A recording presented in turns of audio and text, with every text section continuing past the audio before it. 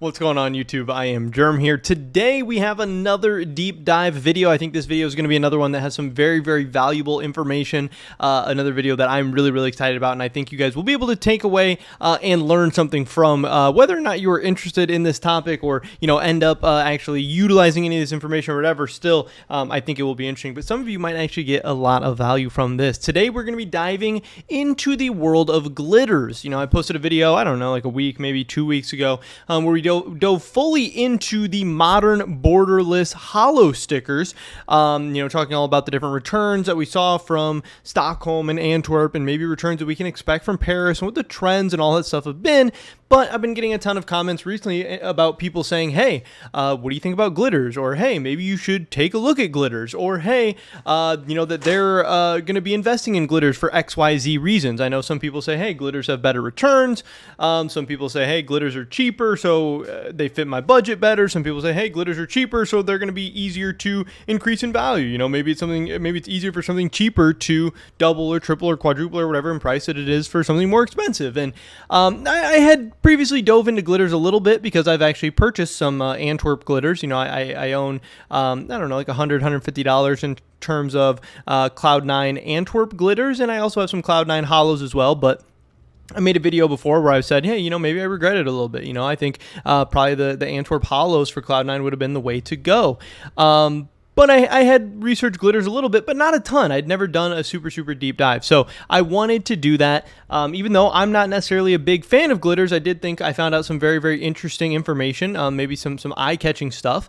And I think you guys will be able to learn some from this as well. So, of course, we don't have as much data on glitters. Obviously, with holos, there's much more data, more, sticker sets to be able to go over and all that stuff. Obviously, we do have Rio glitters, we have Antwerp glitters, and we have Paris glitters. Those are the three sets with glitters in them. I didn't take a look at Rio in this because I think Rio is just so different, has so many different variables, and I don't really care, honestly, at that point, how Rio glitters did perform. Maybe that's something to dive into for a future video. Maybe that would be kind of interesting. But at the end of the day, I think the Rio and the borderless sticker sets, I think, are so different. I don't really think they're all that comparable. So I did want to compare, or just look at how Antwerp did, and compare Antwerp's glitter performance to Antwerp and some of the other ones, holo performance, and see whether glitters or holos or whatever were better. Because obviously holos are worth more now, but does that mean they had better percentage returns or better, return on your investment? And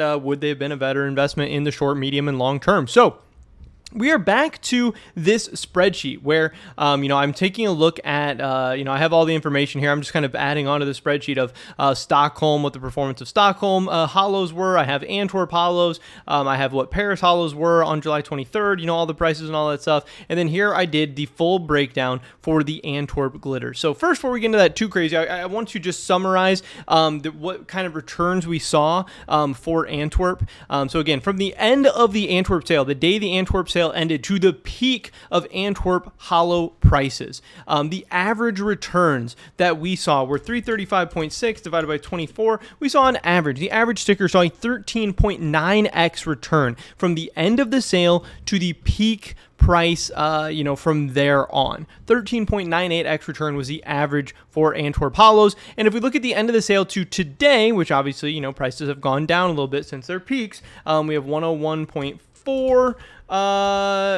Type that in wrong. 101.4 divided by 24, and that's going to be an average of 4.2x returns from the end of the Antwerp sale to today on average for the holos. So how do the glitters compare? What went down with glitters? So if we take a look at all the different glitters, we can see that at the end of the sale, we had the glitters over here. We had the most expensive glitter, which was the Imperial glitter at $1.2, $1.20. We had Cloud9 at $1.02, all the way down to, a couple glitters that were going for 3 cents. And I also think that, that might skew a little bit of the data as well, since things were selling for 3 cents and they can't really go any cheaper than that, because who knows, how many were actually selling for 3 cents, or how many would have actually reliably been able to sell for 3 cents.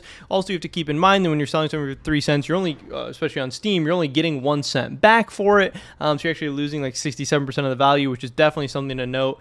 But yeah, when you have the low end, it can kind of ruin some of the data and stuff sometimes. But overall, these are the prices. These were the overall order of things and how everything looked at the end of the sale. Then obviously we have fast forwarding to the peak where Imperial went from the most expensive sticker to third. Cloud9 passed it up at the peak. G2 passed it up at the peak. We have 9Z, Spirit kind of rounding out that top 5. And then finally we have today's prices where I put it backwards here. We have the most expensive being the Cloud9 glitter, which is by far the most expensive, with Imperial, 9Z, Eternal, and Spirit kind of rounding out that top 5. And then we have some stuff like Nip, Ents, Big, Renegades, 4s at the bottom. A lot of stickers that overall people haven't been too excited about. But most important part of this video is, what did the returns look like? And here are the average returns from the end of the Antwerp sale to the peak. We had the worst performing glitter, actually, which is very, very interesting, because Imperial ended the sale as the most expensive sticker. At the peak, it was the third most expensive, and today it's the second most expensive. But from the end of the sale to the peak, only had a 3.64 X return, which is pretty crazy when you compare that to the Imperial Hollow.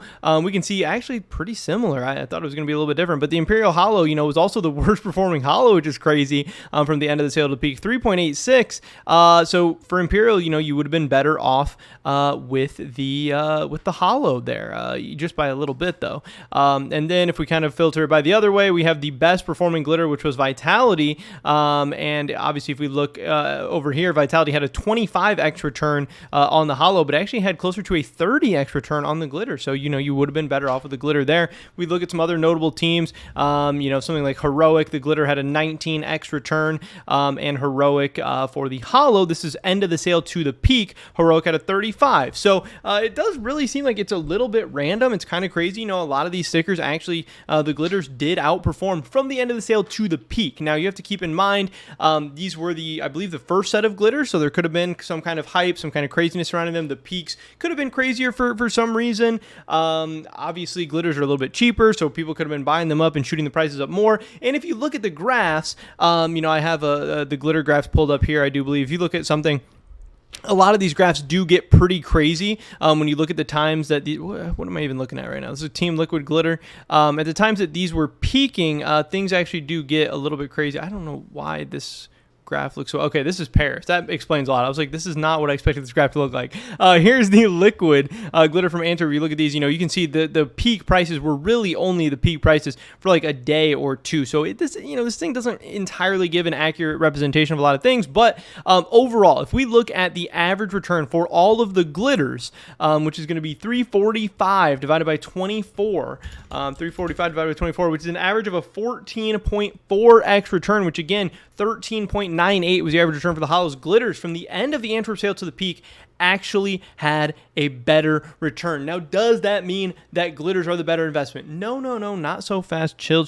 because you also have to compare it, I think, from the end of the sale to today, and then also consider some other factors as well. Now, if we look at from the end of the sale to today, I don't even remember what I said for the Antwerp Hollows from the end of the sale to today, the average return was 101.4 divided by 24. I actually just closed my calculator, but we have 101.4 divided by 24, which is an average of a 4.2x return.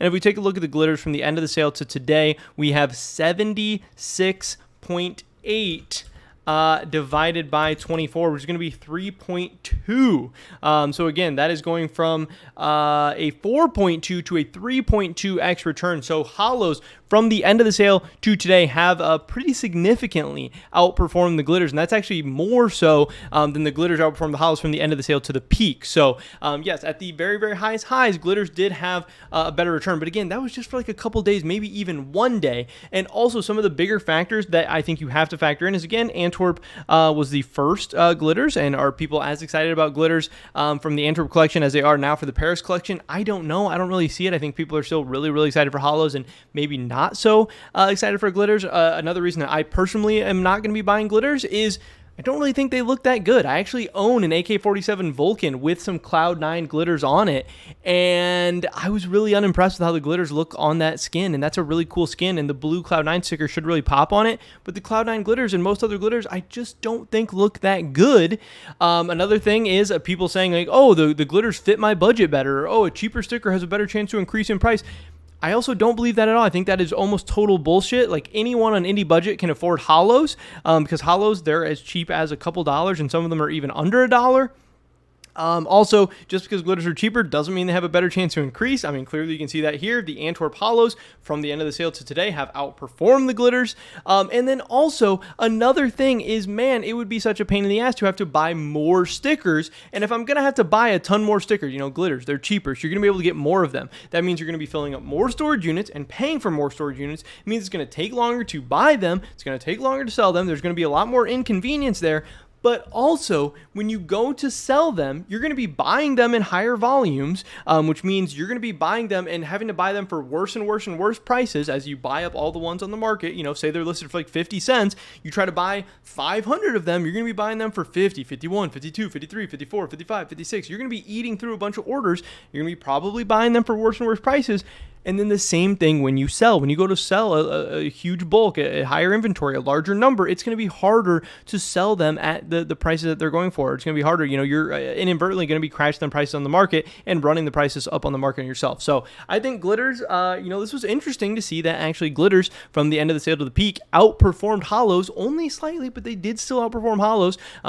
Some glitters were better than owning the holo, but for the most part, until today, holos have outperformed, and I think going forward for Paris, I think we're going to see glitters not do as well in Paris as it did in Antwerp. That's more of a prediction. That's not as much analysis based, but we'll have to wait and see. But overall, glitters could be pretty interesting, but me personally, even after this glitter deep dive, I'm still going to be staying away. Probably not going to be buying any glitters from the Paris collection. I'm going to be focusing on holos. I think that's the way to go. I think in terms of convenience and in terms of potential profit, I think holos are still the way to go. But I know some people keep talking about glitter, so I wanted to put out a video for all the glitter enjoyers out there. But I don't know, me personally, this didn't change my mind. But pretty much over this video today, guys. Hopefully I catch you in the next one. But until then, peace.